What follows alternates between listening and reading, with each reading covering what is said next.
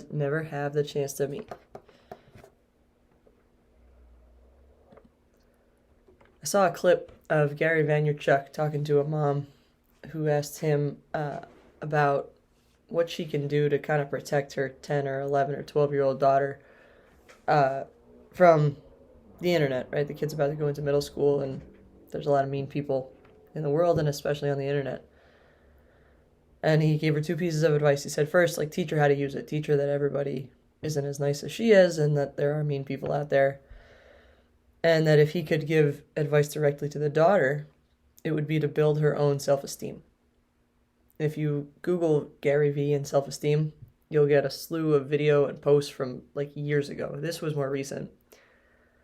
But his point is that self-esteem needs to be the most protected entity that our young people have, especially the girls.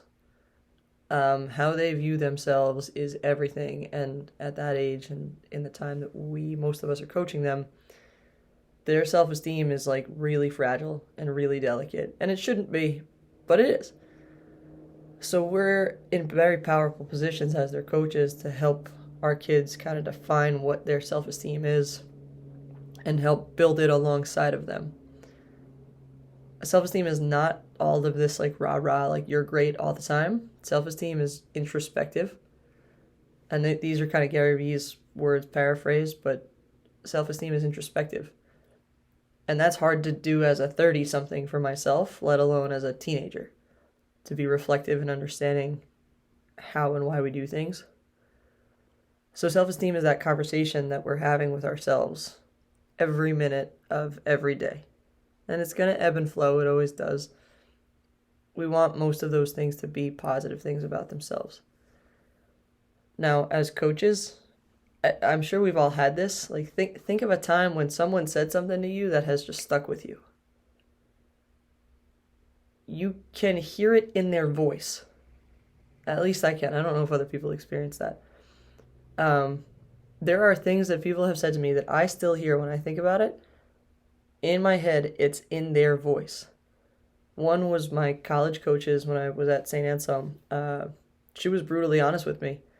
We had a meeting at the end of my sophomore year, and I kind of asked, like, am I ever going to see the floor?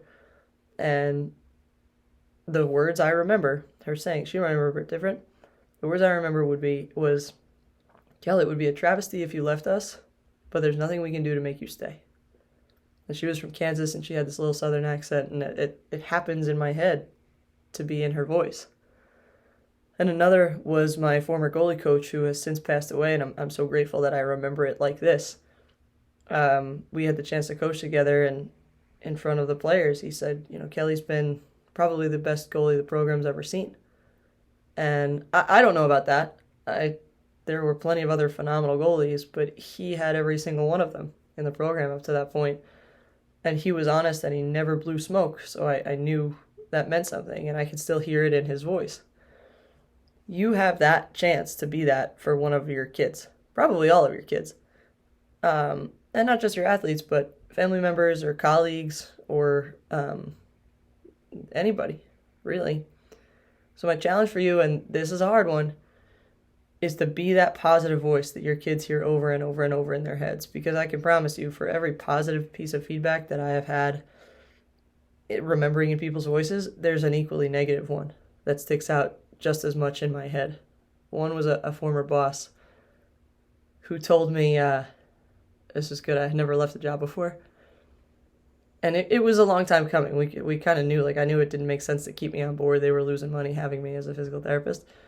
And he said to me, I'll never forget it, he said, Kel, you coach? I said, yeah. And he goes, there's some players who, are just uncoachable. And I said, yeah. He said, sometimes employees are like that too. And I couldn't believe, it fueled me, right? I'm grateful to him for that, because it fueled me up. And it's made me connect with everybody a little bit better, because I really don't think that there are players who are uncoachable. I think we have to connect with them in the right ways, and try, and at least offer them that we tried. So this whole thing about self-esteem, it's the voices that we hear in our heads, it's the conversations that we have with ourselves. Make sure we're being a positive influence on our kids. I appreciate you guys. Thank you for spending some time with me today. Keep getting better every day.